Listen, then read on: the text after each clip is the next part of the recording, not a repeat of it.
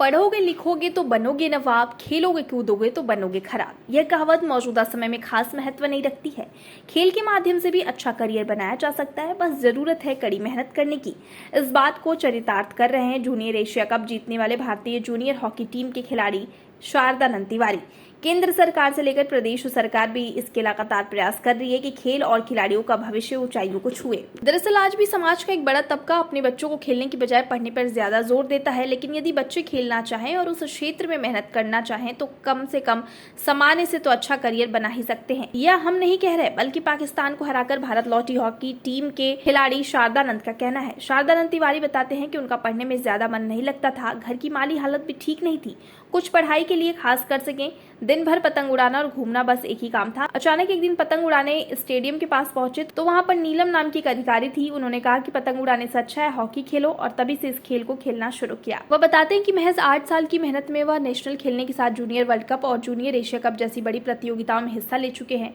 इस दौरान gold medal तो जीता ही, साथ ही कई देशों की यात्रा भी की। वह बताते हैं कि जब उन्होंने खेलना शुरू किया था तो उनके साथ करीब 8 से 10 लोगों ने हॉकी खेलनी शुरू की थी, लेकिन कई बच्चों ने कुछ साल खेलने के बाद मैदान छोड़ दिया। आज 10 से 15 हजार की नौकरी कर रहे हैं। उन्होंने यह भी बताया कि मेरे बड़े भाई भी बहुत कम वेतन पर नौकरी कर रहे हैं, जबकि वह पढ़ाई में अच्छे थे।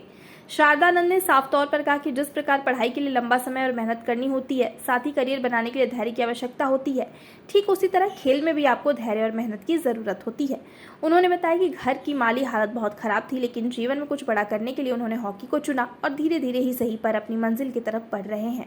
हमारे साथ सर कम से कम 10-12 लोग शुरू किए थे। वही आप जो बोले कि स्पोर्ट्स के नज़रिया मतलब सबका नहीं होता अच्छा, जैसे सबके माँ बाप नहीं जानते कि मेरा बच्चा इसमें कर पाया, क्योंकि किसी को नहीं पता। हमारे मोहल्ले में पूरे मैं ही इकलौता हूँ जो खेल रहा हूँ। बाकी कुछ लोगों ने स्टार्ट किया था मुझसे पहले भी, यहाँ पर 3-4 लोग थे, बट उन्होंने 1 साल 2 साल खेला छोड़ दिया।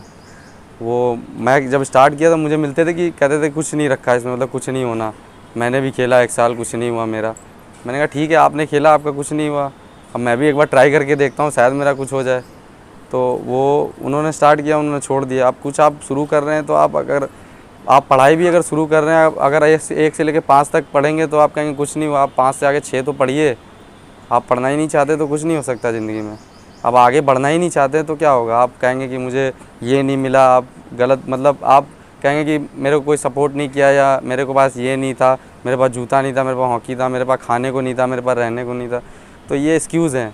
आप ये देकर आगे नहीं बढ़ सकते किसी भी क्षेत्र में, ना पढ़ाई, ना कोई आप काम कर सकते हैं, ना स्पोर्ट्स। तो अगर आप करेंगे तभी आगे जाएंगे। मैंने किया, मतलब सब बोलते थे कि छोड़ दो, पढ़ाई पे ध्यान दो। बहुत लोग, मतलब मोहल्ले में भी बहुत लोग बोलते थे कि पहले पतंग उड़ाता था, सब कहते थे कि साला ऐसे ही है, इनका लड़का तो ऐसे ही घूमता है, पतंग उड़ाता है। ये बैठे हैं हमारे पापा, और अभी पूछिए, अभी जब निकलते हैं मोहल्ले में, मेरा इंडिया वाला ट्रैक सूट पहन के, जो जिस पे इंडिया लिखा हुआ है, तो मुझे तो नहीं लगता यहाँ आसपास भी कोई लड़का होगा जिसके पास इंडिया का अपर होगा। मेरे फादर के पास ही है।